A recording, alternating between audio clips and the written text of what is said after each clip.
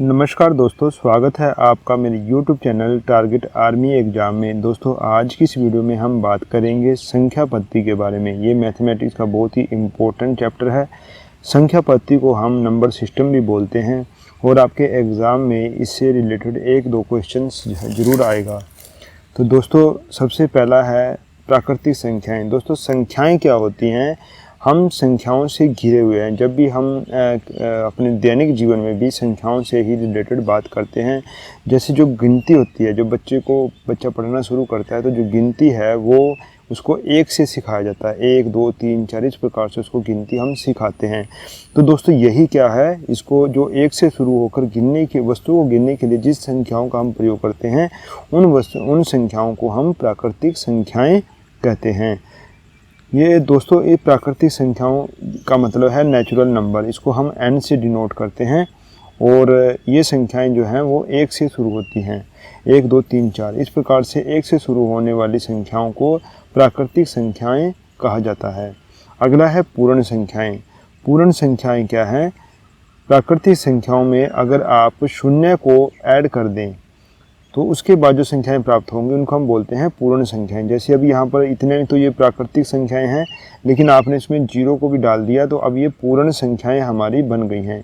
इनको हम whole numbers यानी कि W से डिनोट करते हैं। इसको होल नंबर भी इंग्लिश में बोला जाता है, तो इसलिए इसको इसका जो पहला लेटर है W, हम इसको W से डिनोट करते हैं। तो दोस्तों पूर्ण संख्याएं क्या है? प्राकृतिक संख्याओं में शून्य को शामिल कर दिया जाए तो वो पूर्ण संख्याएं बन जाती हैं। अगला है पूर्णांक संख्याएं। पूर्णांक संख्या क्या होती है? प्राकृतिक संख्याओं में अगर आप शून्य के साथ साथ ऋणात्मक संख्याओं को भी सम्मिलित कर दें तो उनसे जो हमें संख्याएं प्राप्त होती हैं उसको बोलते हैं पूर्णांक संख्या। अभी जैसे यहाँ पर क्या है कि 1 2 0 है, 1 2 3 ये क्या है? प्राकृतिक संख्या है। 0 को इसके अंदर डाल दिए तो ये बन गया हमारी पूर्ण संख्याएं, और अभी यहाँ पर नेगेटिव को भी इसमें डाल दिया तो ये बन गया पूर्णांक संख्याएं। इस प्रकार से यहाँ पर ये हमारी बन जाती हैं पूर्णांक संख्या। ठीक है दोस्तों, पूर्णांक संख्या को हम इंटीजर बोलते हैं, इंटीजर, और इसीलिए इसको I से डिनोट किया जाता है। तो दोस्तों यहाँ पर इंटीजर जो है वो दो प्रकार के होते हैं। एक है नेगेटिव इंटीजर और दूसरा है पॉजिटिव इंटीजर। जो ये प्लस वाले हैं सारे, इनको पॉजिटिव इंटीजर बोला जाता है, और जो नेगेटिव वाले हैं इनको नेगेटिव इंटीजर बोला जाता है, यानी कि ऋणात्मक पूर्णांक संख्या इनको बोलते हैं। इसके बाद है सम संख्याएं। दोस्तों सम संख्याएं कौन सी होती हैं? वे संख्याएं जो 2 से पूर्णतः विभाजित हो जाती हैं उनको सम संख्याएं कहते हैं। इस प्रकार 2 4 8 6 26 50 100 200 जो भी संख्याएं 2 से विभाजित हो जाती है, पूर्णतः विभाजित हों, उसमें किसी प्रकार का कोई भी रिमाइंडर न बचे, तो उनको हम सम संख्या कहते हैं, और इंग्लिश में इसको इवन नंबर बोला जाता है। अगला है विषम संख्याएं, जिसको इंग्लिश में ओड नंबर बोला जाता है। ठीक है, तो ये वो संख्याएं हैं जो 2 से पूर्णतः विभाजित नहीं होती। जैसे अभी यहाँ पर 1 3 5 11 17 29 39 ये जितनी भी संख्याएं हैं इनमें से कोई भी संख्या 2 से पूर्णतः विभाजित नहीं होती है, इसीलिए इनको हम विषम संख्याएं कहते हैं। अगला है भाज्य संख्याएं। दोस्तों भाज्य संख्या क्या होती है? वे संख्याएं जो स्वयं से तो और एक के अतिरिक्त किसी अन्य संख्या से भी पूर्णतः विभाजित हो जाती हैं, उन्हें भाज्य संख्या कहते हैं। जैसे 4 6 8 10 9 10 आदि। अभी ये 4 जो है ये 1 और 4 के अलावा 2 से भी विभाजित होता है। अगर हम 9 की बात करें तो 9 1 और 9 के अलावा 3 से भी विभाजित होता है। तो इस प्रकार से जो संख्या अपने आप से और 1 से विभाजित होने के अलावा किसी अन्य संख्या से भी विभाजित होती है, वो संख्याएं होती हैं भाज्य संख्या। दोस्तों अगला है अभाज्य संख्याएं। अभी अभाज्य संख्याएं क्या है? वे संख्याएं जो स्वयं और 1 के अतिरिक्त किसी अन्य संख्या से विभाजित नहीं होती, उनको बोला जाता है अभाज्य संख्याएं। जैसे 2 3 7 11 13 17 आदि अभाज्य संख्याएं हैं। एक विशेष संख्या है जो न तो अभाज्य संख्या है और न ही भाज्य संख्या है। तो दोस्तों ये याद रखना आपने कि अभाज्य संख्याओं में सबसे पहली जो अभाज्य संख्या वह है वो क्या है, 2 है। इसके बाद है दोस्तों परिमेय संख्याएं। अभी परिमेय संख्याएं किनको बोला जाता है, वे संख्याएं जिनको हम एक भिन्न के रूप में प्रकट कर सकते हैं, यानी कि p/q के रूप में जिनको हम लिख सकते हैं, वो संख्याएं होती है परिमेय संख्याएं। दोस्तों इंग्लिश में परिमेय संख्या को रेशनल नंबर बोला जाता है, रेशनल नंबर।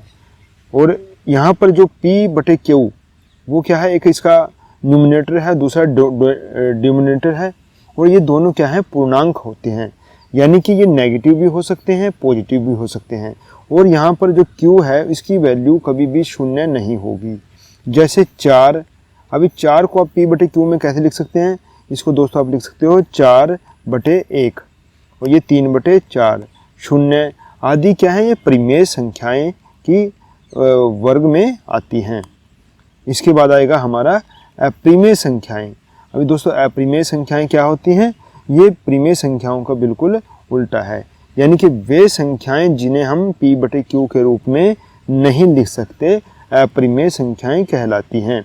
और जहाँ पर p/q दोनों क्या है, पूर्णांक हैं, लेकिन q कभी शून्य न हो।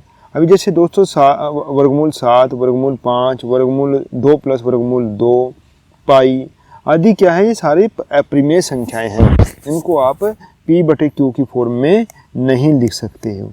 ठीक है दोस्तों, यानी जिसमें वर्गमूल है मुख्य रूप से वो सारी की सारी अपरिमेय संख्याएं हैं। अपरिमेय संख्याओं को हम रेशनल नंबर, इरेशनल नंबर भी कहते हैं।